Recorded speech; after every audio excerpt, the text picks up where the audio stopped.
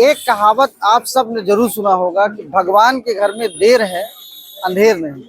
ये कहावत आदमी तब कहता है जब चारों तरफ से उसकी उम्मीदें टूट जाती है और उसके पास कोई सहयोग करने वाला नहीं होता है।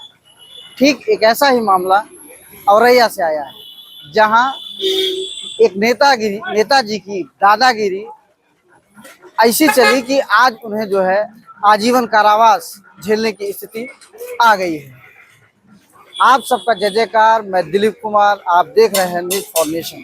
पूरी कहानी बताता हूँ।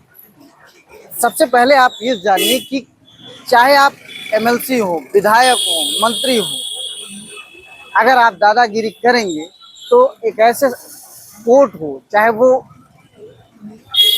भरी बाजार हो, चाहे दिन दहाड़े हो, समय लगेगा, लेकिन एक ना एक दिन जो है आप कोर्ट के हथकंडे में आओगे और आप की सारी करतूत का फल एक साथ मिलेगा। आपकी स्क्रीन पे एक विजुअल दिख रहा होगा। इस विजुअल में सपा के पूर्व एमएलसी कमलेश पाठक हैं और इनके साथ साथ जो है उनके भाई भी हैं। ये सभी लोगों को औरैया के एमपी एमएलए कोर्ट ने कल यानी बुधवार को आजीवन कारावास की सजा सुनाई है। क्यों सुनाई है, सारी चीजें बताऊंगा। कमलेश पाठक सपा के पूर्व एमएलसी रह चुके हैं। 2020 की बात है, 2020 की बात है, 15 मार्च 2020 की बात है। औरैया बीच मार्केट में पंचमुखी हनुमान मंदिर के पास मात्र छोटी सी प्रॉपर्टी के लिए एक अधिवक्ता मंजुल चौबे और उनकी चचेरी बहन सुधा चौबे को गोली मार दी जाती है। और इस वारदात को अंजाम कौन देता है? कमलेश पाठक, यानी कि सपा के पूर्व एमएलसी और कमलेश पाठक के छोटे भाई और उनके साथ अन्य 8 लोग। ये टोटल 10 लोग किस तरह से घटना को अंजाम देते हैं, जिससे पूरा शहर थर्रा जाता है। लेकिन समय का पहिया चलता है। जिसकी हत्या होती है वो भी महिला अधिवक्ता होती है, उसकी छोटी चचेरी बहन, और एक प्रॉपर्टी को लेकर हत्या कर दी जाती है। किस आवेश में, किस घमंड में? सिर्फ कि हम एमएलसी हैं, हम राजा हैं। सत्ता की हनक का जो पुराना आदत है, मतलब 17 में सपा की सरकार जा चुकी थी, उसके बाद भी सत्ता की हनक दिल और दिमाग से नहीं निकल पाई। धीरे धीरे केस चलते रहे। आपने एक डायलॉग सुना होगा, सनी देओल एक फिल्म में कहते हैं, तारीख पे तारीख। ठीक उसी तरह इस मामले में भी तारीख पे तारीख, तारीख पे तारीख पड़ती गई। और ये टोटल अगर हम बात करें तारीख की, तो टोटल जो है 1 नहीं, 2 नहीं, 10 नहीं, 20 नहीं, 30 नहीं, 40 नहीं, 50 नहीं, 60 नहीं, 100 नहीं,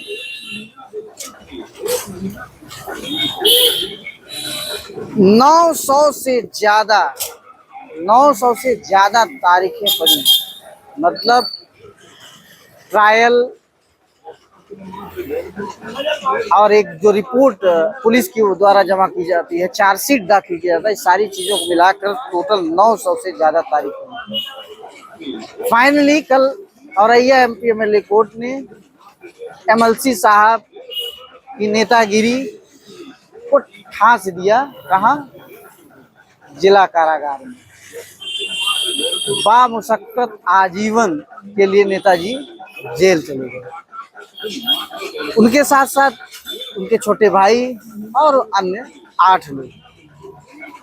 ये खबर आप सबको मैं इसलिए बता रहा हूँ कि एक समय होता है, आदमी अपने धन दौलत में सब कुछ भूल जाता है।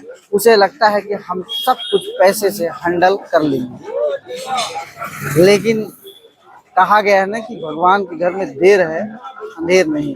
अब तो कोर्ट अगर कहीं खुदा ना खास्ता कोर्ट अगर बरी कर दिया होता, भाई कोर्ट के सामने पीड़ित पक्ष का तथ्य न पहुंचा होता, न मजबूती से बात रखी जाती, पुलिस न रखती अपनी बात जो है मजबूती से, तो शायद कमलेश पाठक बरी हो जाते।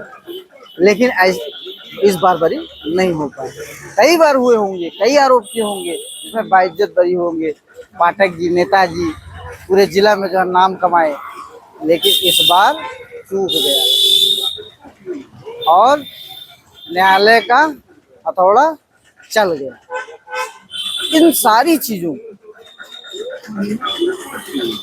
को ध्यान में रखते हुए हम आप सब चलते हैं, संविधान की धागा को पकड़कर आगे बढ़ते हैं। लेकिन कुछ कमलेश पाठक जैसे अपराधी, बाहुबली जनता को ठग लेते हैं, अक्सर करके सिस्टम को ठग लेते हैं, लेकिन एक बार ऐसी गलती करते हैं जिसकी भरपाई में वो पूरे सारे अपराध की भरपाई एक साथ कर देते हैं। यह जब कमलेश पाठक और इनको जो है सजा हुई तो वो किस कदर जो है मुस्कुरा रहे थे, उनका मुस्कुराता चेहरा आप देखते तो सिहर जाते, क्योंकि एक तो जो है दोषी ठहराए गए, सजा दिया गया, और अंदर जो चल रहा है उसको छिपाने के लिए व्यक्ति मुस्कुरा रहा है। आज यह खबर चर्चा का विषय बना हुआ बने भी क्यों ना, हम आप सब न्याय की ओर जो देखते हैं, न्याय पर भरोसा रखते हैं, चाहे वो सत्र न्यायालय हो, चाहे उच्च न्यायालय हो, चाहे उच्चतम न्यायालय हो, सबको माननीय न्यायालय कह के उस पर भरोसा रखते हैं। और आज उसी न्यायालय ने हम सबके भरोसा को जो है कायम रखा है।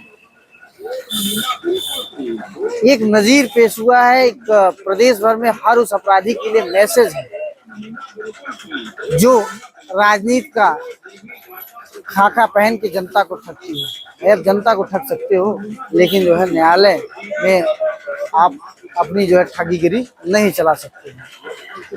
दूसरी ओर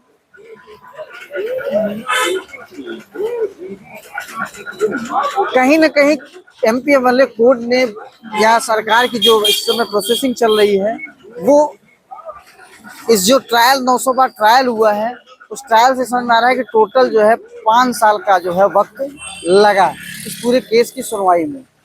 और पूरे 5 नहीं 5.5 साल कह सकते, 5.5 साल में केस की सुनवाई हुई और कमलेश पाठक जी को और उनके भाई बंधु सबको जो है जेल में ठूस दिया गया। अब दूसरी चीज ये है कि अभी बहुत सारे ऐसे हत्या के, बहुत सारे रेप के मामले हैं। रेप के मामले भी जो है पिछले कई सालों से ज़्यादातर मामले जो है साल बाद 6 महीने 3 महीने में जो है फास्ट ट्रैक के माध्यम से कंप्लीट किया जा रहा है और अपराधियों को, दोषियों को जो है जेल भेजने काम किया। लेकिन बहुत सारे ऐसे मामले ऐसे हैं जो 15-15 साल से चल रहे हैं, उनके भी पीड़ित पक्ष जो हैं वो ट्रायल पे ट्रायल देख रहे हैं, कचहरी का चक्कर काट रहे हैं। सबके अंदर एक आशा है कि भगवान में के घर देर है, अंधेर नहीं है। भगवान संविधान का साथ होगा तो उन्हें भी न्याय मिलेगा। कैमरा पर्सन विजेंद्र यादव के साथ मैं दिलीप कुमार, लखनऊ।